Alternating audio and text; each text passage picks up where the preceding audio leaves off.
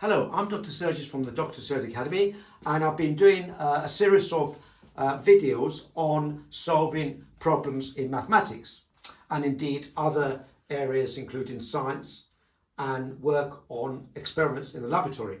In our academy we have a fully equipped science laboratory. Today I'd like to go through the solutions of an A-Level mathematics exam question.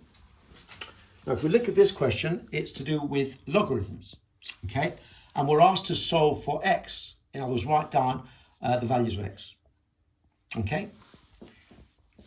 Right, now, first of all, in order to solve the question, we need to go through three results of logarithms. First of all, we need to define what a logarithm is.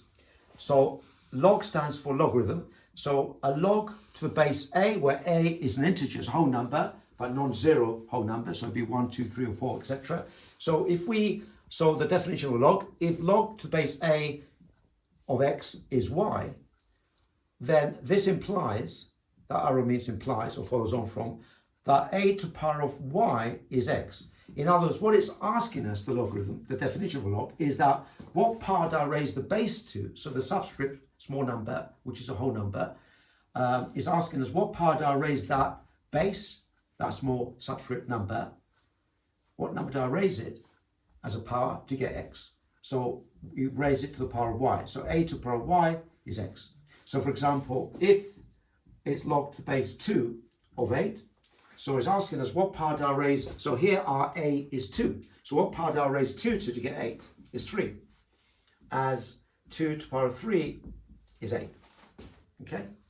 Similarly, if we say if a is 10, if our base is 10, and we want to find the log to the base 10 of 0.1, so it's asking us what power do I raise 10 to get 0.1? Well, it's minus 1. As 10 to minus 1, 10 to the actual answer, which is minus 1, 10 to minus 1 is 1/10, and 1/10 is 0.1, which gives us the answer 0.1. Okay, so that's what a logarithm is. Now, there are three results of logarithms which can be proved from the definitions of indices or powers and the definition of log. And these results, you need to know them for A-Level maths. And if we do log to any base a, normally in A-Level we use base e, which is an irrational number, otherwise known as natural log. So log to any base, let's denote it by a, of a number whose factors are a and b. So a times b is the number ab.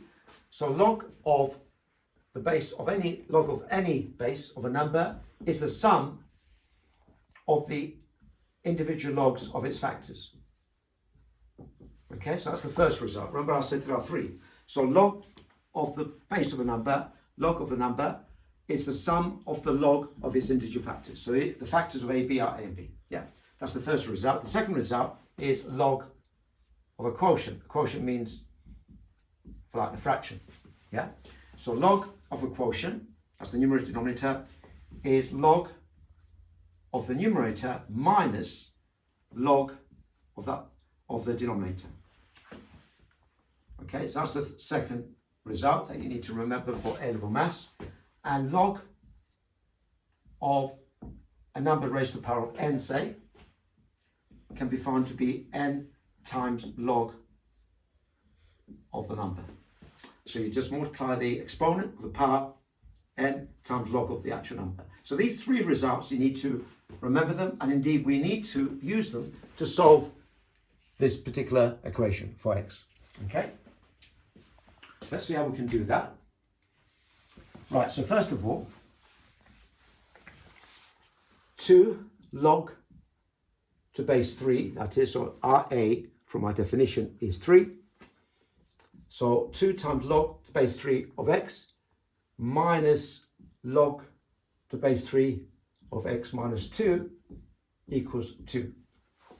Yeah, and it says x has to be greater than 2 because you can have log of 0. Yeah, okay, so it has to be a positive number. It can't be log of 0. So that's why x has to be greater than 2. Okay, so how do we solve this? How do we find what x is? So first of all, we notice that the coefficient of log here is 2. Here's 1. So we need to make sure that's 1 there. So apply one of those 3 results of logs. So then we can say that will be log to base 3 of x squared. Remember, that's the reverse of one of the 3 results of logarithms. So that's 2, make it an exponent. Okay? So that we get the coefficient of log 1 there, minus log to base 3 of x minus 2, which is 2. Now, if we look at these, this is like the RA collectively, if you recall the actual second result of the log results, where you've got a quotient. So that's IA, that's our B. So therefore, we can say log to base 3 of x squared over x minus 2.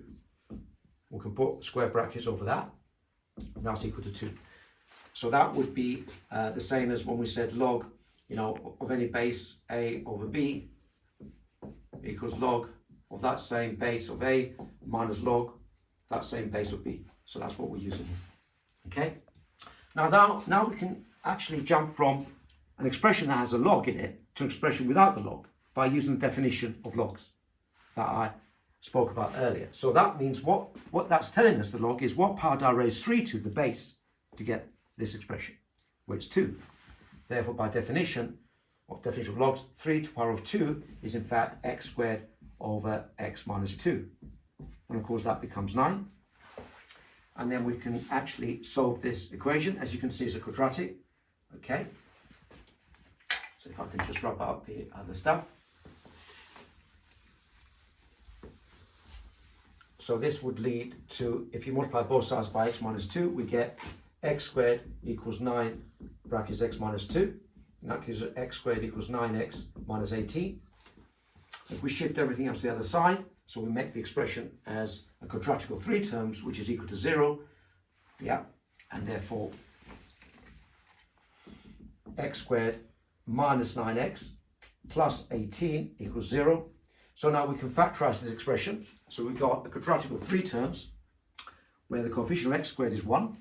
So remember how we factorize quadratics of 3 terms when the coefficient of x squared is 1. Find the factor of the last term such that when added, mathematically, we should give you the coefficient of the middle term, which is minus 9.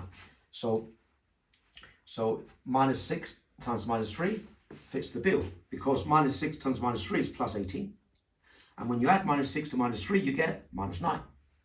So those will be the factors. So we can say, therefore, this leads to x minus 6 times x minus 3 gives you 0. So if you expand these, you get the expression. So this means that either x minus 6 or x minus 3 is 0, such that when you multiply any number by 0, you get 0. Therefore, x minus 6 equals 0, which means, therefore, x has to be 6 as one possibility in terms of solving it. And the other is x minus 3 equals 0, which leads us to x equals 3. So we've got x equals 3 is one solution, and x equals 6 is another. Remember that quadratic has 2 solutions. That's down to the fundamental theorem of algebra. In any polynomial, the number of roots or solutions, as we call them, roots mean solutions, equals the highest degree, which is 2 in this case. So therefore there's 2 solutions. So x equals 6, x equals 3 are the solutions of the actual question. I hope you enjoyed that. Thank you.